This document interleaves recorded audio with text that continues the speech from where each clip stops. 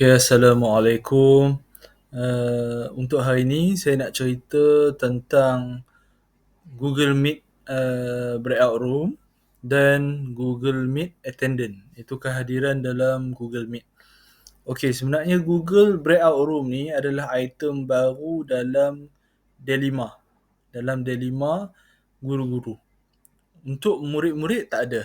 Untuk personal pun tak ada. Jadi ia khas untuk ID D5 guru-guru lah.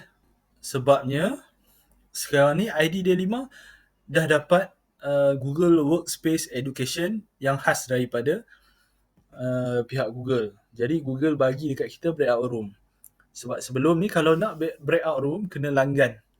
Tapi sekarang ni automatic siapa yang pakai email D5 akan ada item breakout room dalam Google Meet. Okay, apa fungsi breakout room ni? Breakout room adalah untuk pecahkan peserta yang ada dalam Google Meet ni kepada kumpulan-kumpulan kecil untuk perbincangan. Contoh dia, cikgu buat kelas, cikgu buat taklimat, cikgu buat ladap ke apa.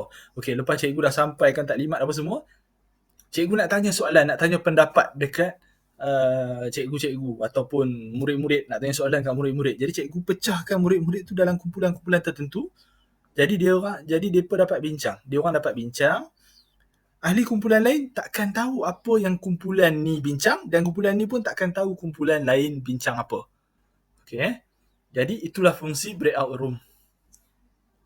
Terpulang pada cikgu untuk guna breakout room ni macam mana. Jadi hari ni saya nak tunjuk cara nak buat breakout room. Mungkin ada cikgu-cikgu yang dah biasa guna, yang dah tahu, yang dah belajar pasal breakout room ni. Okay, mula-mula kita belajar pasal breakout room. Okay, cara nak guna breakout room ni, tekan dekat butang activity ni.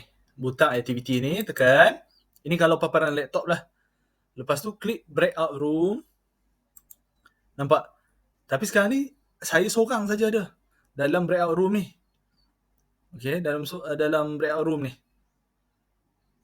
Host, saya sebagai host, kalau ada 5 breakout room pun, saya boleh masuk mana-mana kumpulan. Contoh, adalah kumpulan murid ada 3 untuk tahun 5 kan. Jadi saya Cikgu Faris boleh masuk dalam kumpulan A, kumpulan B, kumpulan C. Boleh masuk. Okay. Okay, tekan aktiviti, tekan breakout room. Okay, sekarang ni saya seorang. Jadi saya nak masukkan orang lain dalam breakout room ni dulu. Okay.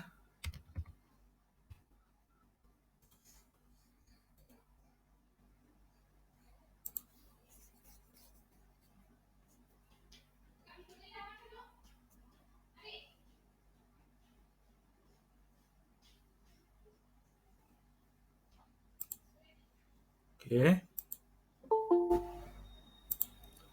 Saya sahkan dulu.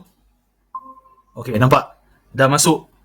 Okay, bila dah masuk, maksudnya saya dah boleh letakkan peserta ni dalam breakout room. Okay, lepas dah siap masuk, dah klik aktiviti tadi, klik set up breakout room.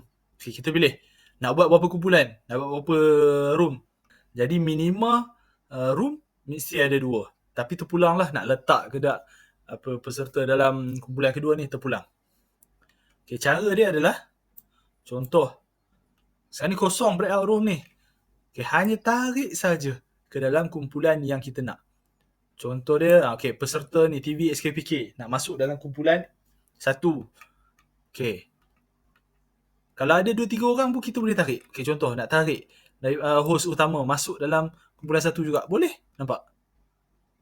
Nak keluarkan. Senang saja. Keluarkan saja. Ataupun klik pangkah. Okay, lepas tu set timer. Berapa lama kita nak bagi dia orang bincang? Setengah jam? 1 minit? Okay, saya letak contoh 1 minit saja. Okay, lepas dah siap semua, barulah buka kumpulan tu. Open room. Tekan open room ni .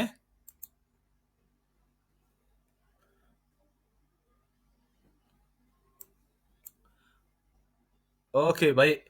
Kita pergi kepada peserta tadi. Okay, TV SKPK Melaka. Nampak? Bila kita dah bahagikan kumpulan, peserta atau murid-murid tu akan dapat invitation. Jadi dia hanya klik join saja. Jadi dia dah masuk dalam kumpulan. Jadi boleh bincang, boleh jawab soalan ke apa, kita nak bagi soalan ke apa. Dan dia akan bagi masa kat kita. Dia akan macam alert bagi alert pada kita tentang masa. Contoh dekat bahagian atas ni boleh tengok breakout room ni saya set up tadi 1 minit. Jadi dia akan ada kiraan masa. Dalam masa 10 saat, maka breakout room ni akan dipadamkan sendiri sebab kita setting 1 minit. Okay, kita tunggu nampak? Breakout room dah tamat. Okay, jadi kita balik kepada main call kita. Ke paparan Google Meet yang asal tu. Okay, return to main call. Okay, barulah jumpa host ni. Okay.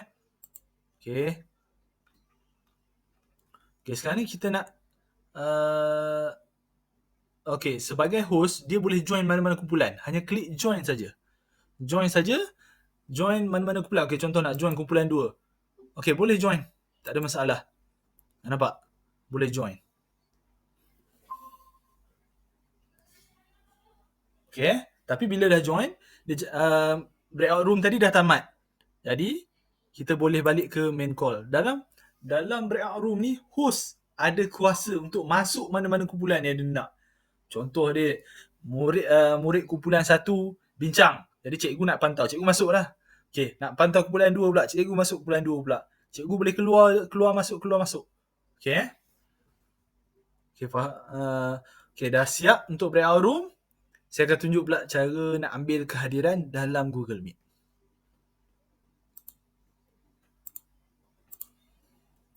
Okay, untuk buat kehadiran dalam Google Meet, kita perlu cari extension dulu. Okay, ni saya tunjuk contoh. Type kat sini Google Meet Attendant. Okay, klik Meet Attendant.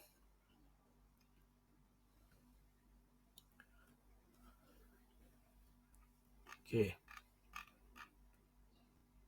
cikgu boleh pilih mana-mana yang cikgu nak.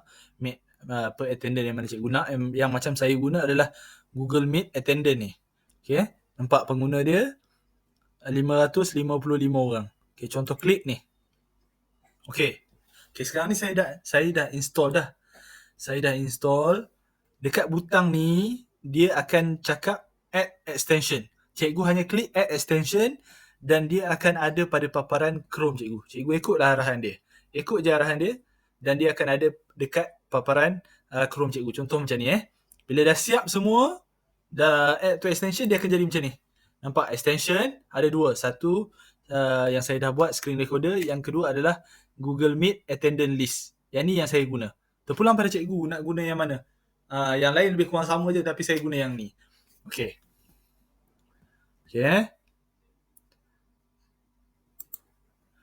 bila cikgu buat Google Meet, macam mana cikgu nak tahu nak ambil kehadiran tu? Nak ambil kehadiran secara rasmi dalam Excel.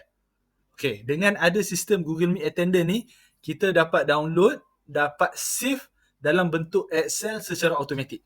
Okay, bila kita dah add extension tadi ni, dia akan automatic link dengan Google Meet kita. Google Meet yang kita guna pada Chrome kita ni. Okay. Contoh macam ni. Okay, dah tengah-tengah meeting, cikgu nak tengok kehadiran berapa orang dah yang masuk. Setelah cikgu buat ladap untuk Melaka, nak tengok berapa orang dah yang masuk. Okay, cikgu klik dekat pupil ni. Kalau dekat telefon dia tulis pupil. Okay, cikgu tengok save attendant. Cikgu klik save attendant. Okay, jadi cikgu boleh tengok berapa orang dah yang ada. Cikgu boleh export as CSV ni. Okay, dia akan automatic masuk dalam komputer kita. Okay, ni contoh paparan. Okay, nampak? Dia ada dah kod apa, meeting code, pukul berapa, link apa, dan siapa yang hadir dalam ni. Contohnya Ahmad Faris, TV SKPK Melaka. Okay, 2 orang je yang hadir dalam Google Meet ni. Okay, ini cikgu boleh save sebagai laporan kehadiran ataupun butiran kehadiran Google Meet tu. Ini cara secara automatik lah. Selain cikgu boleh guna Google Form kehadiran, jadi cikgu boleh guna juga cara ni, kaedah ni untuk ambil kehadiran murid atau peserta lah dalam taklimat ke, dalam dadap ke apa ke. Okay. Okay, ini dia tunjuk paparan pada masa ni. Contoh dia nanti ada lagi 5-6 orang masuk. Cikgu tekan balik sini. Jadi dia akan update nama yang terbaru. Okay.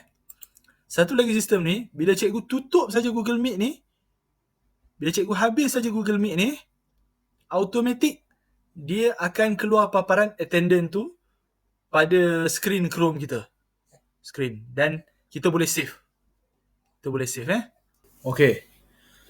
Okay, ni contoh saya nak tunjuk. Bila cikgu automatik padam je Google Meet, akan ada paparan attendance tu dekat cikgu punya Chrome. Okay, saya tunjuk contoh. Okay, saya back, saya keluar. Nampak? Automatik dia akan ada paparan pada Chrome kita, Google kita. Walaupun kita dah keluar Google Meet ni. Okay. Nampak? Ini hanya 2 orang peserta saja yang join Google Meet ni. Okay, jadi kita boleh simpan butir dengan kehadiran tu dalam Excel lah. Okay, ini contoh dia. Cikgu export dan dia akan save dalam komputer. Okay, saya rasa itu saja daripada saya untuk Google Meet. Seterusnya mungkin saya akan share tentang whiteboard yang kita boleh guna selain Google Jamboard. Selain daripada Google Jamboard lah, ada lagi yang boleh kita guna. Contoh dia whiteboard Microsoft. Dan ada lagi satu whiteboard yang saya akan share nanti. Dan whiteboard tu bukan boleh guna untuk saya saja, untuk cikgu saja. Setiap murid akan ada whiteboard dia sendiri untuk dia bagi jawapan. Jadi budak-budak lain tak tahu apa jawapan murid tu. Jadi setiap murid ada jawapan yang berbeza nanti. Okey, itu nanti saya akan tunjuk nanti. Okey, terima kasih.